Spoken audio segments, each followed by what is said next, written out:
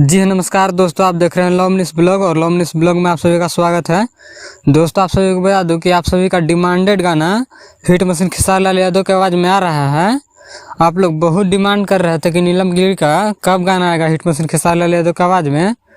तो लीजिए, finally poster launch कर दिया गया है, जैसा कि आप लोग स्क्रीन पर देख सकते हैं।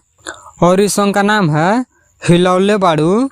और इस सॉन्ग को गाए हैं खेसारी लाल यादव के साथ में शिल्पी राज। और इस सॉन्ग को लिखे हैं प्रभु बिशुनपुरी और म्यूजिक दिए हैं आर्या शर्मा। और इस सॉन्ग में फीचरिंग की है खेसारी लाल यादव के साथ में नीलम गिरी, जो कि पहला सॉन्ग है खेसारी लाल यादव के साथ में नीलम गिरी का। और इस सॉन्ग को 28 फरवरी को मानस रिकॉर्ड भोजपुरी पर रिलीज किया जाएगा, यानी कि कल सुबह में 6:15 में।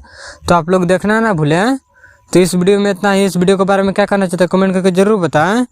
और मेरे चैनल पर नए हो तो चैनल को सब्सक्राइब कर लें, ताकि ऐसा ही हिट मशीन खेसारी लाल यादव से जुड़ी सारी छोटी बड़ी खबरें सबसे पहले देखने के लिए मिले। तो मिलता है अगले वीडियो में, तब तक के लिए जय हिंद।